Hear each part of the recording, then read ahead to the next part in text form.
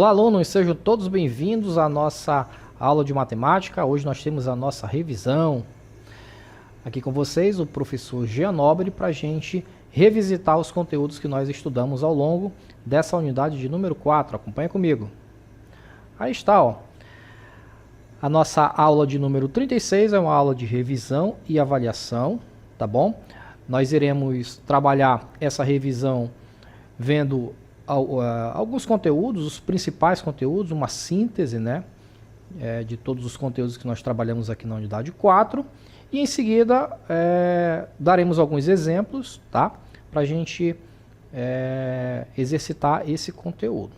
Ok? Se você perdeu alguma transmissão, já aproveita para tirar as dúvidas nessa aula de hoje. Ok? Então, vamos lá?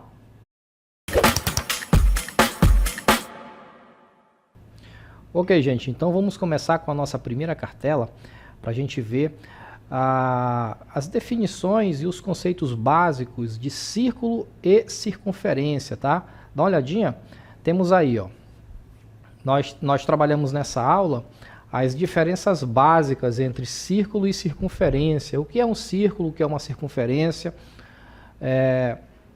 quais as características que diferenciam uma imagem da outra, né? Então, eu falava para vocês durante as aulas que a melhor maneira de você guardar essa informação é fazendo uma relação com a pizza, tá? A pizza, a borda dela, ou seja, toda essa extremidade aqui, que a gente chama também de diâmetro da circunferência, tá? Toda essa borda, vamos imaginar que isso aqui seja uma pizza, né? Então, essa borda aqui de fora, gente, a gente conhece como circunferência, tá bom? É toda a parte que rodeia o círculo. Uma outra analogia também que nós podemos utilizar é com uma praça circular, tá? Então, você tem ali a parte central da praça, e quando você caminha ao redor dessa praça, essa praça circular, você está fazendo um trajeto de uma circunferência, tá bom? Então, isso é circunferência. É somente a linha que contorna a borda desse círculo, tá? Então, é somente essa linhazinha aqui, é a circunferência, ok? Na circunferência, nós temos a figura, ó, do raio, tá bom? Na circunferência nós temos o raio também, assim como no círculo. O raio, ele sai do centro dessa circunferência e vai até a extremidade dela.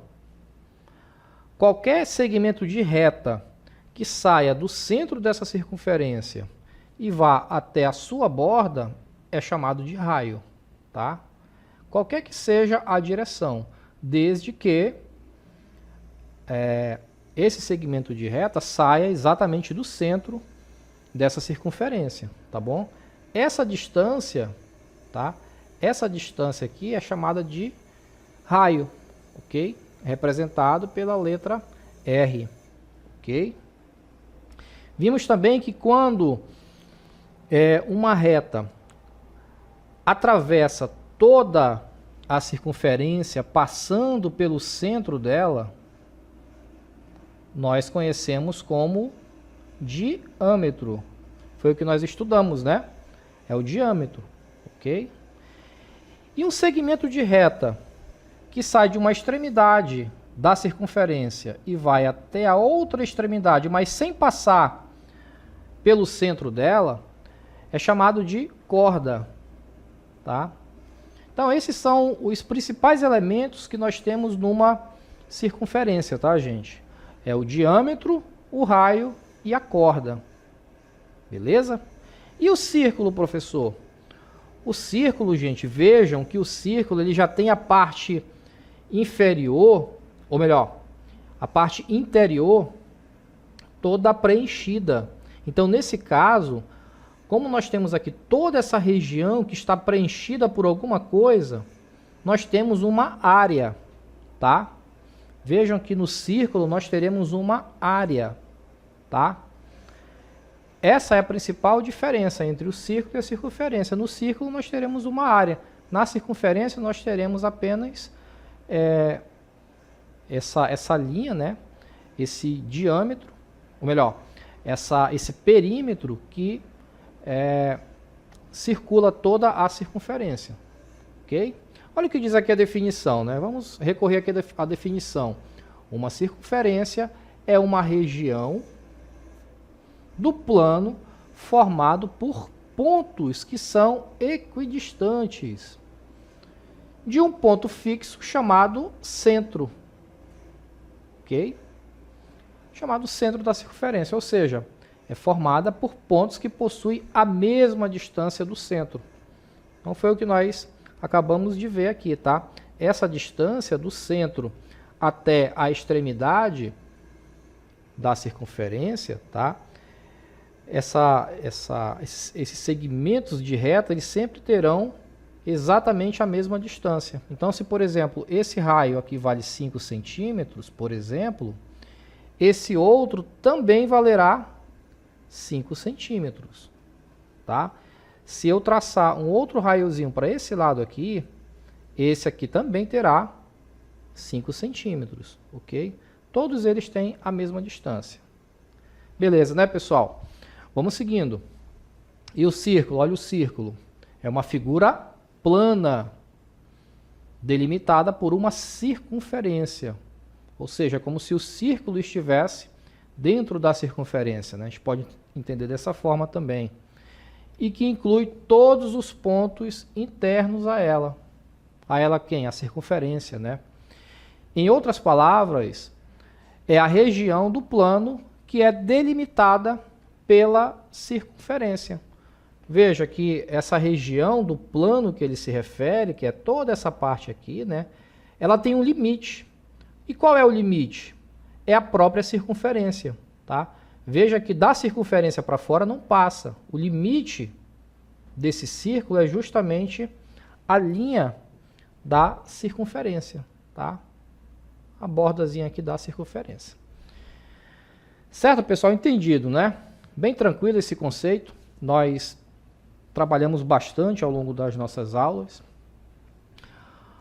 Dentro das cozinhas é bastante comum que seja utilizada a panela de pressão, que possui em sua tampa um elástico com o objetivo de evitar a saída do vapor e acelerar o processo de cozimento. Suponha que uma panela possui uma tampa totalmente circular com 6 centímetros de raio. Com 6 centímetros de raio. O comprimento do elástico dessa tampa deve ser igual a... Olha só, um outro conceito que nós estudamos também, que foi o comprimento de uma circunferência.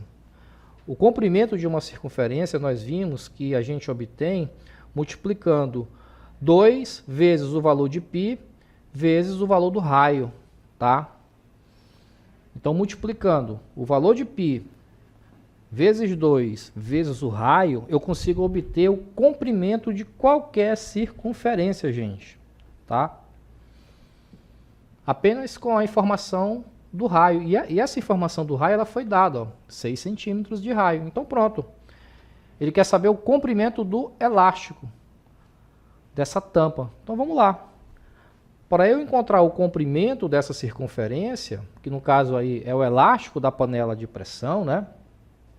Eu vou multiplicar 2 vezes o valor de π, que nós sabemos que vale 3,14, né?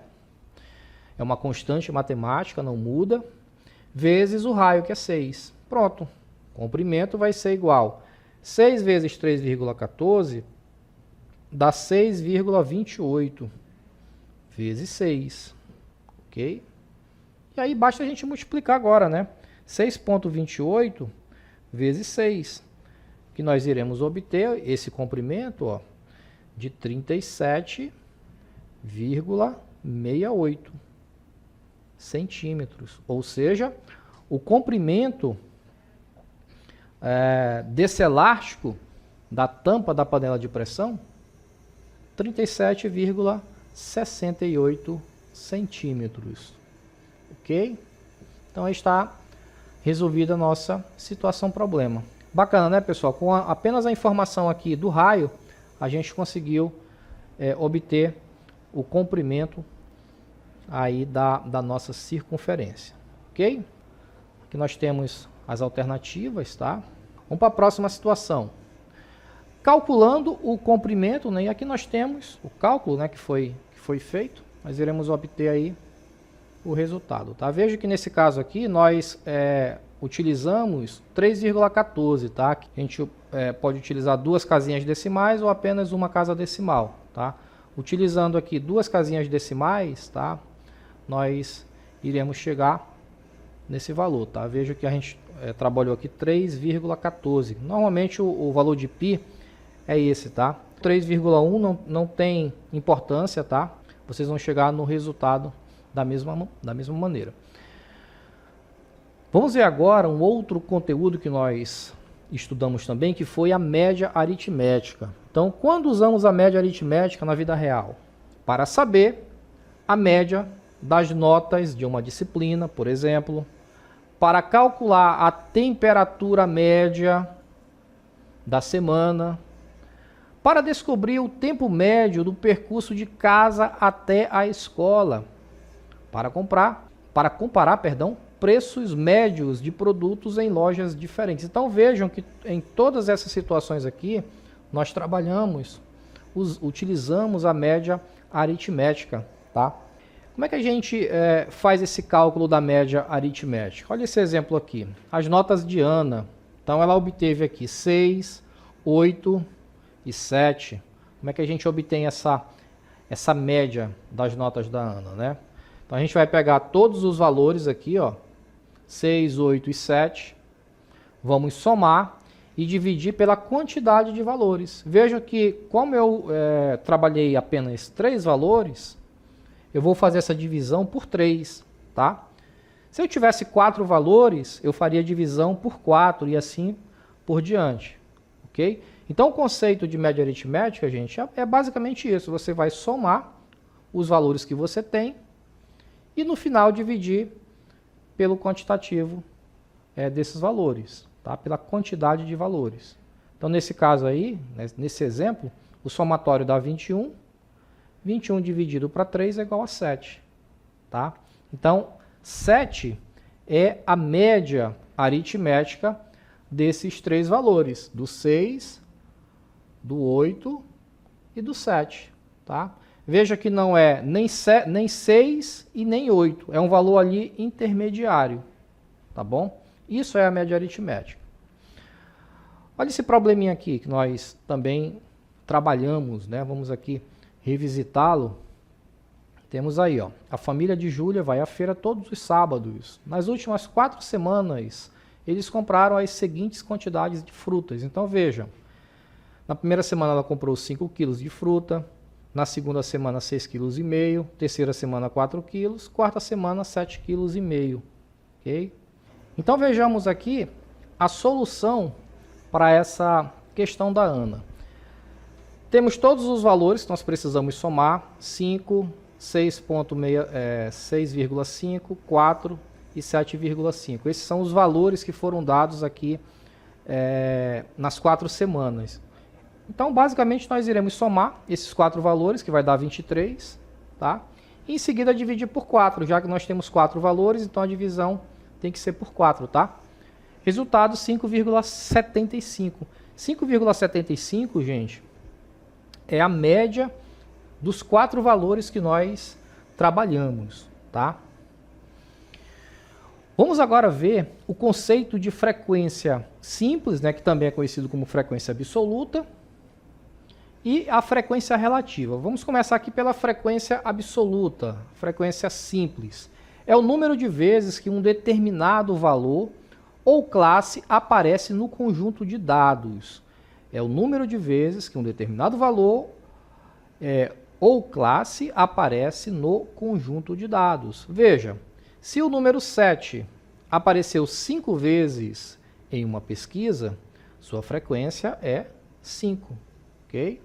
Então a frequência absoluta é igual a 5. Por quê? Porque o número 7, o elemento, o valor, né, ele apareceu 5 vezes. Nós tivemos 5 ocorrências do número 7, tá? E assim para qualquer outro elemento dentro de um conjunto. Contou ali quantas vezes ele apareceu, aquela é a frequência absoluta. E a frequência relativa? A frequência relativa, ela é dividida pelo total de dados que nós temos, né? E esse total, normalmente, a gente representa por porcentagem. Dá para representar por fração também, mas o mais usual é a gente trabalhar a porcentagem, tá? Então veja, a frequência relativa, você vai pegar a frequência absoluta e vai dividir pelo total. Ok? Bem tranquilo esse conceito também.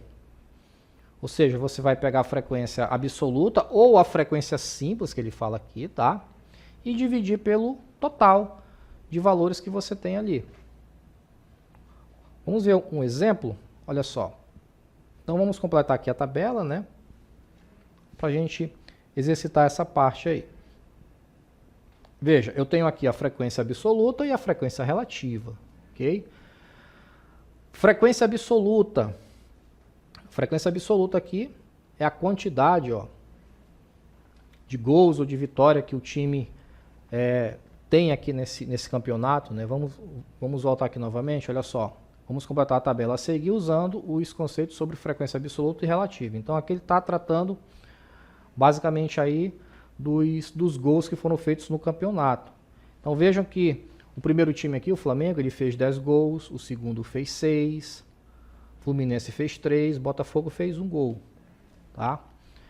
Então nesse caso, gente, a frequência absoluta, tá, de cada um dos clubes será representado por essa coluna aqui, tá? Eu estou usando aqui o conceito de gol, mas pode ser a pontuação, enfim, a gente não tem aqui o contexto, né? Mas vamos admitir que seja ali o total de gols naquela rodada do campeonato, por exemplo, tá? Então observe que os valores, os valores absolutos, eles serão colocados aqui nessa coluna, tá? A frequência relativa, você vai pegar esse valor absoluto, no caso aqui do Flamengo 10, e vai dividir pelo total. Veja que nós temos aqui um total. Quando você pega todos esses dados, todos esses valores e soma, você obtém um total. Dividindo essa frequência absoluta pelo total, você vai chegar aqui numa porcentagem. Okay? Quando a gente divide 10 por 20, o número que a gente obtém é o 0,5. Multiplicando 0,5 vezes 100, nós obtemos 50. Né? Nesse caso aqui, 50%. Então vejam que 50% é a frequência relativa, né?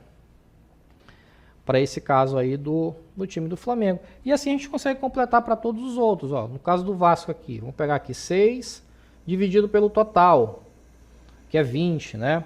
Quando a gente divide 6 por 20, nós obtemos 0,3. 0,3 multiplicado por 100, nós iremos obter 30%. Tá? 30%. Então, nesse caso aqui, para o time do Vasco, 30% é a frequência relativa, ok? Dado aqui em porcentagem. Veja que a frequência relativa a gente consegue também expressar na forma de fração, tá? Mas como eu falei para vocês, o mais usual é a gente trabalhar sempre com a porcentagem. No caso aqui do Fluminense, para a gente finalizar, eu vou pegar aqui a frequência absoluta, que foi 3, e dividir pelo total também, tá? Então 3 dividido para 20, a gente vai obter 0,15. 0,15 vezes 100, basta você deslocar a vírgula para a direita, 15%, tá bom? Então, esse é o conceito de frequência absoluta e frequência relativa que nós trabalhamos também ao longo aí da nossa unidade, tá? Espero que vocês tenham compreendido o conteúdo. A gente se encontra aqui numa próxima oportunidade. Até lá!